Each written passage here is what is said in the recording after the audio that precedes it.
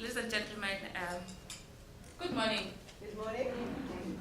I always say this when I start talking to people because, you don't have an event until people are there. So when I see you here this morning, I thought, yippee, here we are, and we'll really have it today. So I'm really glad you are all here. I'm not Lucia, so the presentation I'm going to do is for Lucia, and I hope I can do justice to it because I know she is very passionate about ILSI, about the work that she is doing, and I'm also passionate about the work that I'm doing, but I'm not Lucia, unfortunately. I am a registered dietitian working as a nutritionist for Unilever, South Africa. I look after Southern Africa, which is quite interesting. I have been a registered dietitian now in South Africa for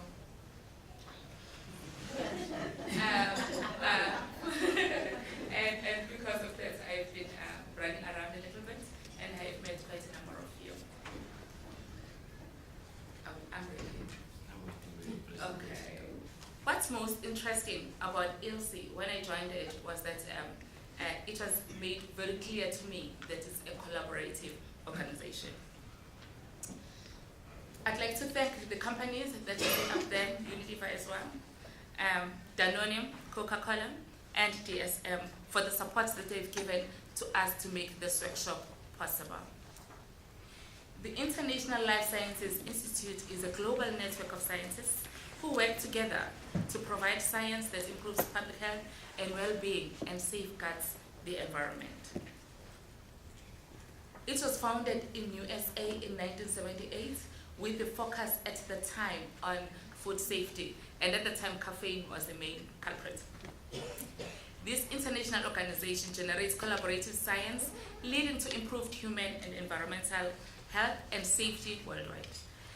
Prominent researchers from industry, from academia, from government jointly lead the organization, guiding its work to conduct research, harmonize the use of science, and encourage scientific dialogue, which today is about. Our approach is very critically a tripartite collaboration. We expect scientists from academia, from government, and from industry to work together. And I think at this time of our lives, it's critical that we have this really going, and successfully for that matter. Also, the approach is very much about transparency. We believe in peer-reviewed publications.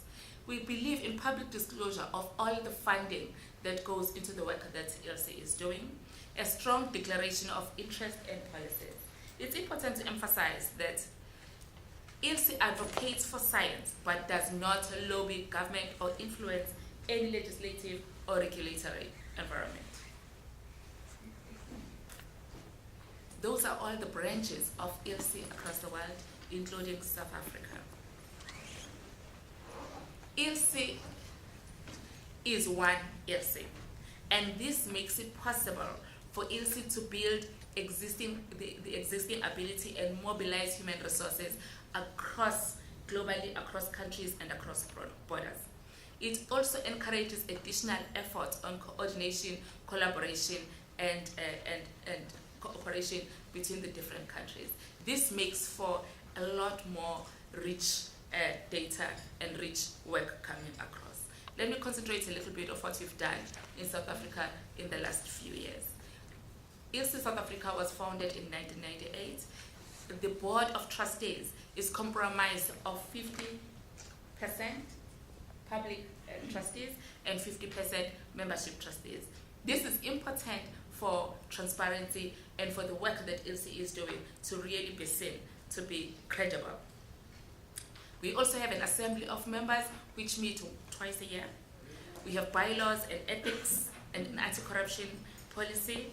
The staff structure at present in ILSI South Africa is just our scientific director, Lucia Aneliak. All the other members who participate at ILSI are volunteers and they use their own time. ILSI is a non-profit organization. We have 4 thematic areas since 2013. The thematic areas serve as organizing principles to improve the cross-boundary coordination and collaboration. We consider the thematic areas are food and water safety. I think yesterday when we had a little bit about all the adulteration, even of water. Wow. Toxicology and risk science, nutrition, health and wellness, agricultural sustainability, and nutrition security.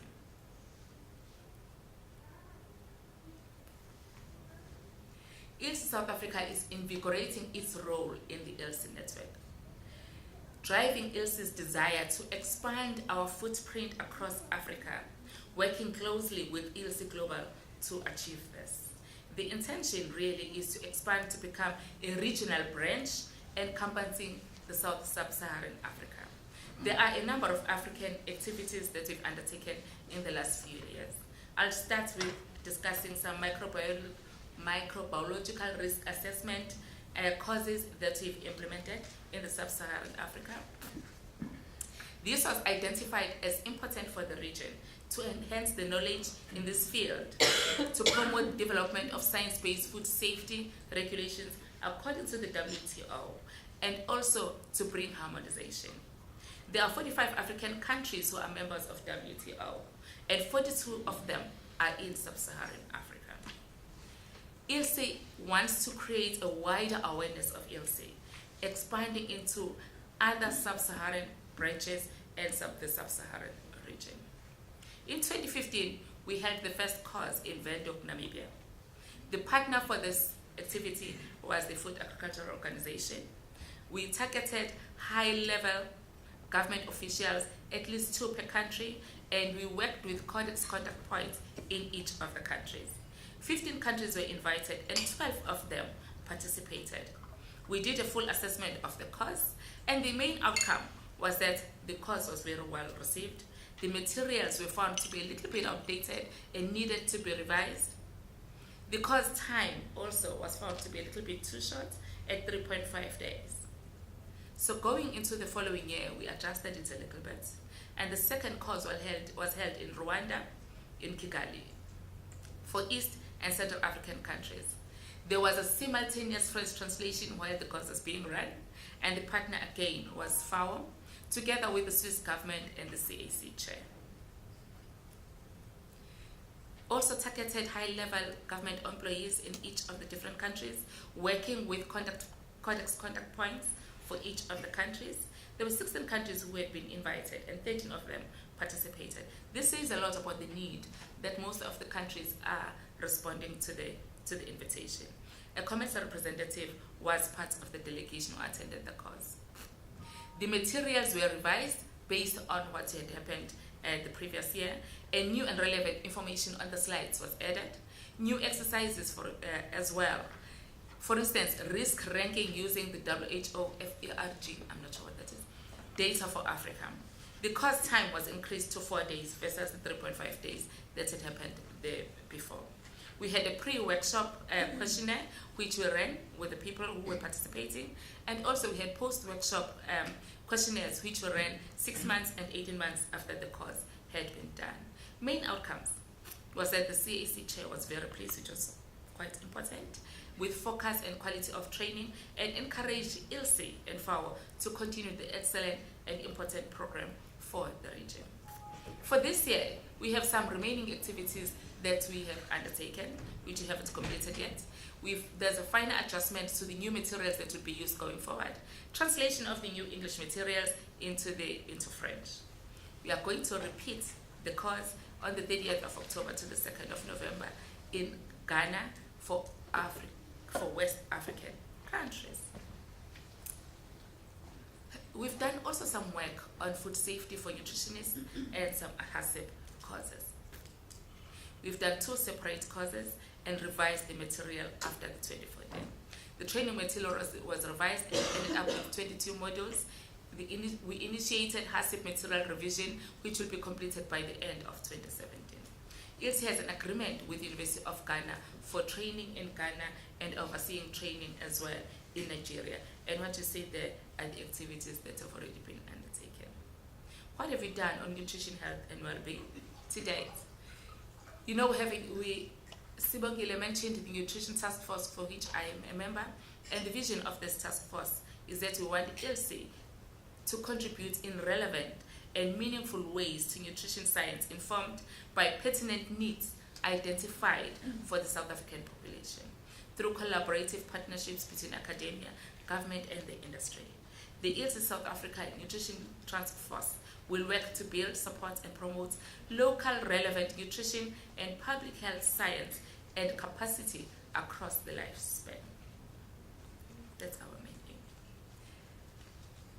The first work that we've done since last year is on the dietary intake study. This was approved by the Board of Trustees, and we're going to be using the South African SNH study report as the basis, and we are looking at obesity and NCDs. We will use the international accepted methodologies, appropriate questionnaires training included, other measurements, data to be scientifically generated. And the aim for this, or the benefits that we anticipate from the study for the government, is that they'll be able to develop or amend relevant policies or strategies, target appropriate health and nutrition interventions. Because for a country who do not have dietary intake study at all in a lot of time, for a long time, this will be really valuable. We're hoping that we can assign limited resources to areas requiring the most need. For academia, we're hoping to create opportunities for research and publishing important scientific data, building capacity in South Africa through sponsors for masters and PhD projects. For industry, enabling more informed innovation and renovations of food products with the aim of contributing to healthy lifestyles for South Africans and aligning future projects and development with government policies and strategies. And for health professionals, we're hoping to assist the sector to provide informed advice on health and nutrition matters to patients, clients, and other people. We're hoping that all of you will become part of ILSI and members of ILSI. Thank you, ladies and gentlemen.